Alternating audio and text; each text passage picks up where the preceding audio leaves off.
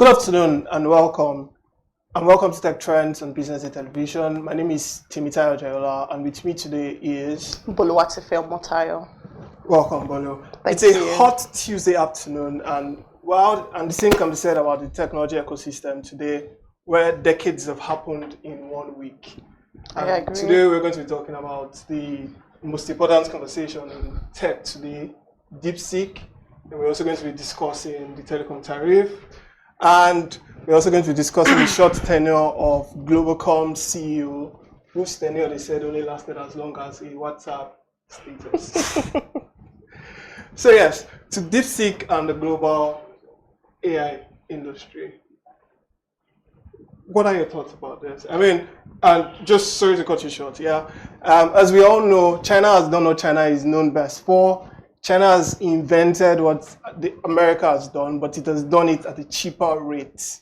And because of this, the entire AI industry is having a reset. Like even today, Donald Trump, the current president of the United States, had to come out to make a statement saying, okay, China has woken us up, and it is time for the entire United States to actually take this as a carrier call. But So I think China basically, as you've said, China is literally riling up the whole artificial intelligence industry. For an industry that has been dependent on OpenAI and the likes, this is a player coming out of somewhere where AI exactly has not come out from. Yeah. So they are coming into the game, coming onto the stage. It's literally making everybody feel like, okay, we don't have the monopoly of this thing anymore. It's not just America, it's not just OpenAI, it's not just, and the other ones from there. Other players are beginning to come. And so, as you said, even Donald Trump had to say that, okay, even the Chinese used to agree that the US was the powerhouse for technology and AI. So how come these people are literally coming up, standing up to us, trying to make the things that we do even cheaper? So I think it's literally, as you said, making everybody sit up, giving them a run for their money, even though theirs is cheaper. But I think in all, they are putting everybody on their feet. But what is quite interesting is the fact that this project started as a side hustle. Yeah. And I mean, if there's any lesson to learn, maybe your side hustle is where you flow from eventually. You never can tell, really. Yeah, and what has changed, and I think what is still changing is the fact that DeepSeek has said it spent about $6 million US training its latest model, that is the R1. Yeah. Whereas ChatGPT, OpenAI spent about $100 million US training the ChatGPT model. Now, every expert in the industry is asking the question, how did that happen? So Sam built his from the scratch, yes, with no prototype to look at, there's nothing to rely on. Everything was the first knowledge, the first input, the first of everything. And while we have to be careful while saying this, DeepSeek had things to rely on. They had research. They had a lot of things to go back to. That's something OpenAI did not have. Yeah. So it goes to say that it's easy to build something when one has been built than to build it from the scratch. Well, I think what is interesting and what should be interesting to the viewers is the fact that in 2022, OpenAI launched ChatGPT, and for the first time in forever, the average person understood what AI meant. I mean, everybody started using... It became accessible. Everybody started using ChatGPT, and in just about a month or 2 months, they had 100 million downloads. Yeah. The fastest ever app to get to 100 million downloads. And for the longest time, America thought, okay, the AI race is in our hands, because Google came up with Gemini, Microsoft, Copilot, everybody in the United States. Okay, we all thought it was going to be the US. Then in 2023, a former hedge fund decided to take their side hustle serious in China. And that led to the establishment of DeepSeek. And now what we are seeing in 2024 is that for the first time since the AI race started, I think it's likely that AI is going to become so cheap that you will not even think about how am I using AI anymore because you're already using AI. So one thing, even before DeepSeek came into the picture, one thing I see that has been happening is, as we have established, accessibility. There is now AI on your phone, no matter how small the model is. Yeah. There is AI everywhere. You turn to WhatsApp, there's AI. Instagram, there's AI. You open this app, there's an AI bot. There's AI everywhere, everywhere. And imagine that despite the price it still is for ChatGPT now, and it's everywhere. So now that it has been made more available, made more cheaper, because I think this DeepSeek, theirs is about less than, their subscription is about less than $1. Yes, about 50 cents. Yes, 50 exactly. Cents, whereas So ChatGPT is $20. Now, if at $20 AI was that widespread, imagine what we're going to have when it's less than $1. Imagine how, at this point, it will just be everywhere. It will be everywhere. There's no trying to, oh, I need to pay. It will be as accessible. If there's anything better than accessibility, I believe that's what we're looking at this year. And you know the interesting thing about DeepSeek is the fact that it's open source. I think exactly. It's important to point that out. Yes. The fact that, aside from the fact that you can use DeepSeek to ask the same questions that you could have asked ChatGPT, now if you're a developer, you can literally develop an application on that. And that in itself reduces the cost of entry for a lot of startups. Now, you know that and I'm making these comparisons with OpenAI because, of course, they are, biggest guy, you know. So, when OpenAI started, it wasn't open source. No, you still had to go and rely, you know. Of course, you know, it's still not open source.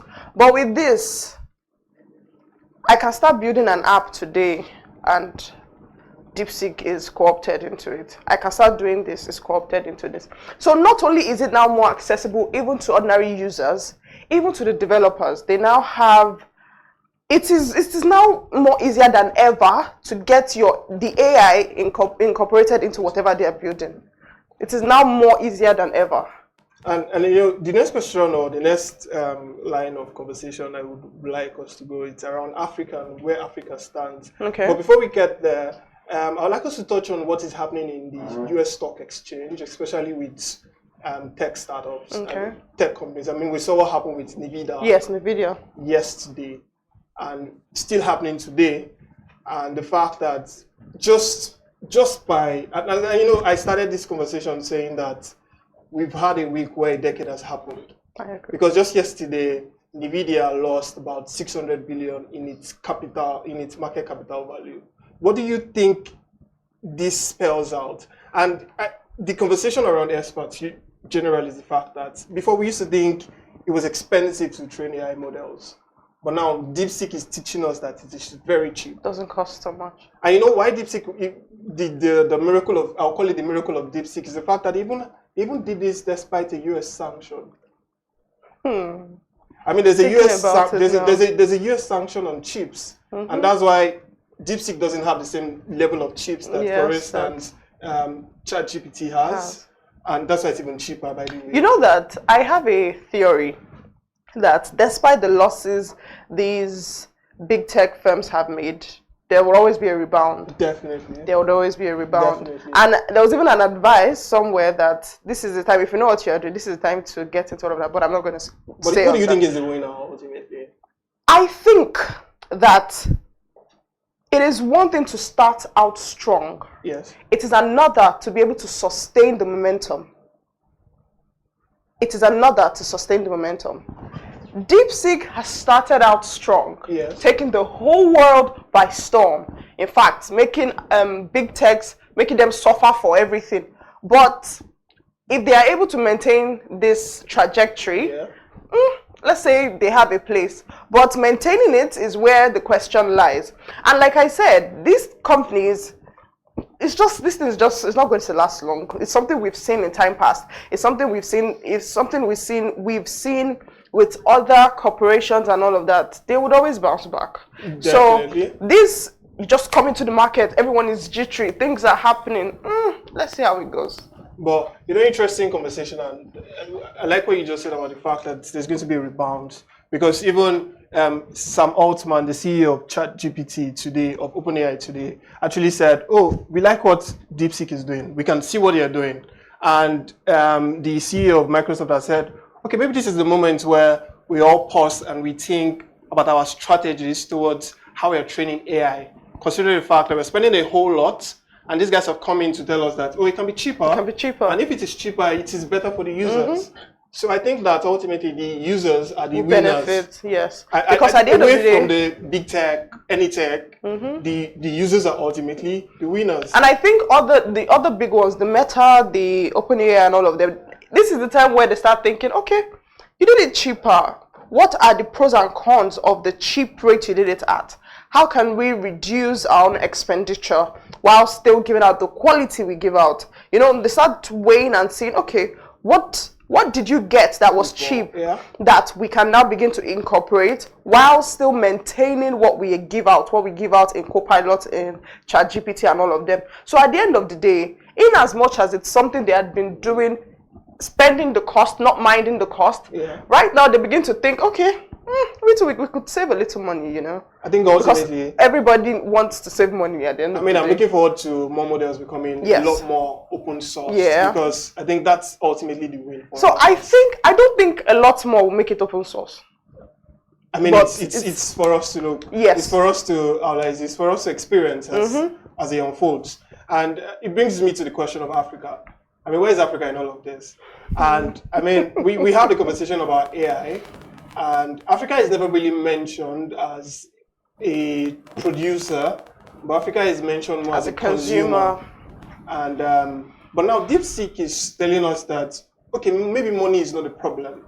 Maybe innovation, maybe education, because China has some of the best trained tech scientists. I mean, I don't think we have that in Africa.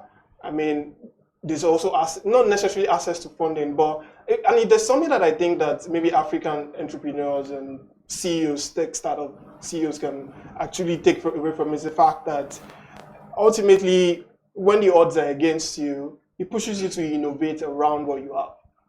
Because the odds are still against China when it comes to the AI race. But China is honestly not taking a beating down. China is looking for how to innovate around. So in all of it, right, I think that Africa is coming. Africa is coming. Africa is coming. Yes. I would say. Wait. Africa is coming. I'm not saying coming by the end of the year, but Africa is coming. Africa, we have established time and time again that Africa has the workforce. They have the talent to achieve these things. Potential talent. Yes, potential talent. So if we are not there yet, we have the capabilities, we have the brainchild, we have things to put into these things to get there. But I think Rome was not built in a day. So let's still watch it unfold. Let's see how because even China that we're talking about today, they didn't build in a day. China is a product of hundreds of years of innovation, re-innovation, and all of that. So I think let Africa grow. We have the workforce. We have the potential talent, in your words. Let Africa grow. We'll get there someday. I don't know when, but we will get there. So if you're following the conversation and about Africa, I think that the beautiful thing is the fact that regardless of what happens, I mean, Africa still wins, because when you think about what has happened with the smartphone revolution, for instance, the fact that when the West held smartphones in their hands, smartphones were pretty much expensive, and a lot of people in Africa didn't have access. But the moment China entered into that game, it became, I mean, available. We want to say smartphone became like pure water. Because today, the fastest growing brands of smartphones on the continent are Chinese brands. I mean, we have Transsion, makers of Techno, Infinix, and almost everyone around uses those phones. So ultimately, I think, if you ask me, China's win is probably Africa's win also. We'll find out. That's what I think. But now to other matters, and maybe to more bringing it closer to the home. Telecommunication companies last week the Nigerian Communications Commission approved a 50% increase in the prices of calls, SMS, and internet services. And since that has happened, there's technically been a meltdown. There's technically been a meltdown. Like the NLC has come out to say, "Oh, we're going to boycott telecom services." A group of a couple of subscriber bodies have come to say, "Okay, we understand that you need to increase prices, but why 50%? Why not 10%?" And a couple of people are saying, "Oh, people have to reduce how they use these communication services." But let's even go to the genesis of it. Why do you think this had to happen? So, and I would say this because in some way I'm privy to things that happen on the inside. Now, telecommunication companies, this thing did not start this year, it did not start last year, it did not start 2 years ago. They've been on this, the last time tariff prices was reviewed was 11, 12 years ago. Yes. And this is 2025. If you are selling something and you've not reviewed prices in 11, 12 years, how would you still survive? Let's ask ourselves, how would you survive? Now, you know, considering the fact that if to say our currency now has been stable, yeah, we would say, okay, nothing has really changed. But with the devaluation that has happened in the past few years, and these people operate a dollarized system, yes, you don't exactly expect them to keep up with the rising costs, yes, while still giving you at the same price. Yes. If you sell, say you sell clothes, you go to the market, oh, it's sold 500, you sell 750, life is good. But you get to the market, it's now sold 900. You won't come back to sell at 750. Yes.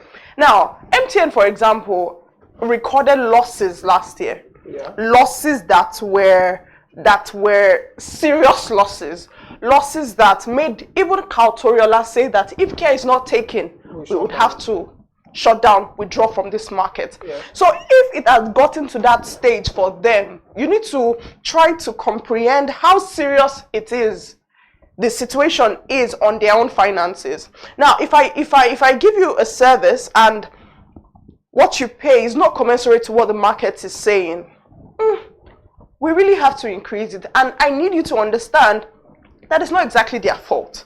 These people are also they are also victims of the economy, victims of, because they too pay for stuff. At the end of the day, these people, they don't cook up something in their offices. They pay for towers, they pay for infrastructure, they pay for all those things, energy sources, they pay for these things.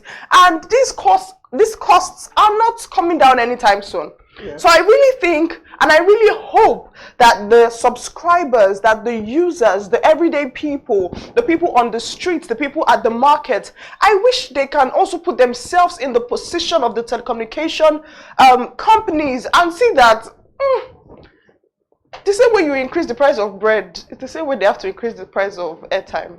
Telecom services. But you know, the interesting thing, and I mean, which you've touched on, is the fact that, I mean, the prices of everything has changed in the market. People will say, are you buying Gary for the same price you bought Gary just maybe 2 years ago? 2 years ago. Is that the same price you're buying Gary today? But away from prices changing or prices not changing, the actual reason why the NCC increased tariff prices was because of network quality in the country has gotten bad. And this is not rocket science, because over the last couple of months, years, telecommunication companies have not been able to invest as much in their infrastructure. So I would make an analogy with a road. So you have a road that is a 4-carrier, maybe a 4-lane road that can only take as much, I mean, there's only as much traffic as it can take. But every year you keep adding more cars to this road. You keep adding more cars to the road. Now, what will likely happen is the fact that you're going to be having a lot of traffic on that road. So that's why sometimes you're trying to make a phone call and the call is not connecting. That's because there's no capacity on the network. So probably the capacity that was meant for 100 people, 1,000 people are now sharing it. And you know, for telecommunication services, sorry to cut you. Yes? You know that this thing still boils down to the issue of pricing. Yes. Because for them to expand their network to be able to take more people, more subscribers, they invest money into these things. Need more money, yeah. the money they used to invest is also not the same as what they have to invest today. Yes. So at the end of the day, it still boils down to prices. People, everyday people need internet Quality network. network quality to be better. Yeah. You want to have a call, have it smoothly. You don't want to do hello 1 million times before you can connect. You want to have it smoothly. You need to understand that these people also invest into these things. The cost they invest has increased. Unfortunately, it has to be passed on to the end users. So at the end of the day, it's a I can't find the word now, but everything is intertwined. Everything is intertwined. They have to spend the cost. Your cost has increased. Everything, to the people they pay, their cost has increased. Dollar is on the high side. Everything is, at the end of the day, it still boils down to the fact that costs have increased. So, as my colleague has said, it's a question of cost. It's a question of, I can no longer afford to offer services at this particular rate. And as we all know, without telecommunication services in Nigeria, there's a whole lot of things that will not happen. I mean, just last year, we had a fiber cable cut, and for a couple of hours, there was no internet connection in the country. And we saw what happened. And I mean, even after they restored it and it wasn't restored to the actual capacity, for like a week, everybody was complaining. Now imagine if that is your reality consistently for the next 2-3 years, because telecommunication companies can actually not increase prices. And interesting thing is that the price increase is marginal because, and I think that's where people actually don't see it from, the fact that telecommunication companies will actually increase it to the highest rate that they can, because it's a very competitive market. Mm-hmm. So that means that if MTN increases its price, I mean, now they can increase the lowest price that they can call from about 6 naira to almost about 9 naira. The fact is, it might not even be up to 9 naira, because if I increase my price to maybe 9 naira as MTN, it means Airtel can just put their price at 8 naira, 50 kobo, and Glo can come and say 7 naira. Kobo. So ultimately, the consumer is still protected because of competition. Mm-hmm. So ultimately, there's still a win situation here, because telecom companies get a little bit more money, and then you also get better services. Mm-hmm. Because even the NCC has said that we've increased prices, and as we've increased prices, it means network quality must get better. So I think the conversations we're supposed to be having in the next 1 month is we're supposed to be holding telecommunication companies accountable. Okay, they've increased your price, so why is my call still dropping? Mm-hmm. Why is my internet terrible? Why can't I send an SMS? So that's the conversation we should be having. But that's whether they will reverse the prices, I doubt, because it's a free market economy ultimately. And even discos have increased the prices of electricity that we still do not have as constant, then why can't telecom services, they still give us relatively stable connection, why can't they increase prices so that they can do better? So I think that brings us to the final conversation, and this is probably going to be as short as the tenure of the person we're about to speak about. The CEO of Globalcom, Farouk Ahmad, has resigned, and according to rumors, it was corporate governance issues. And this is Globalcom's first CEO. I think we should point that out first.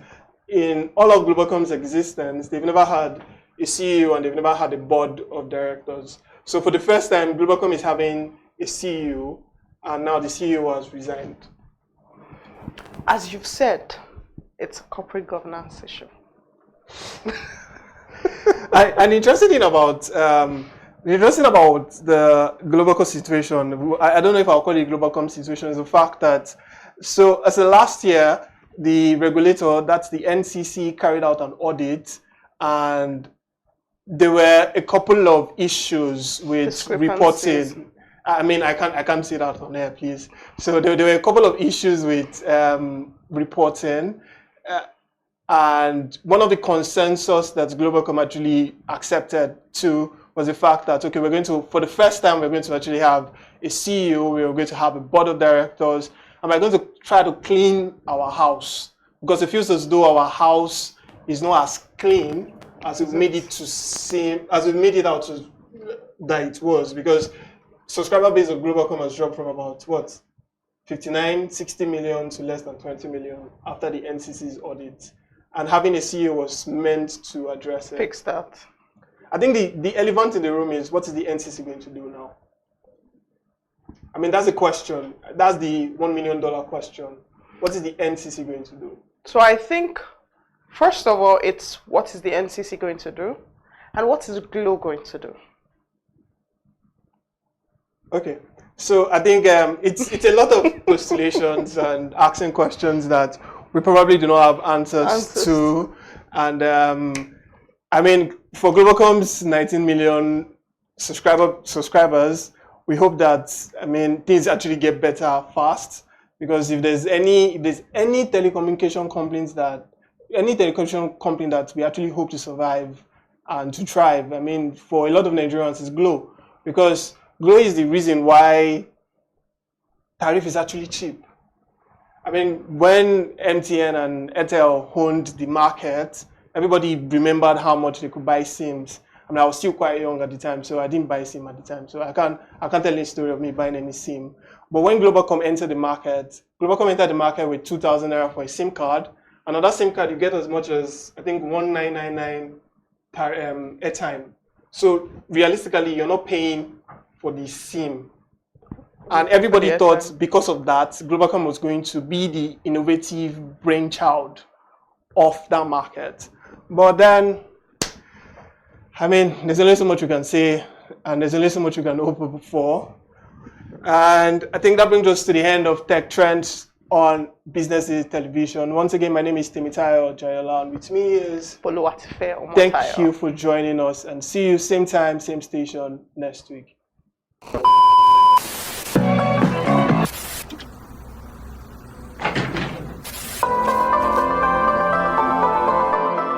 This is the BusinessDay Television broadcast.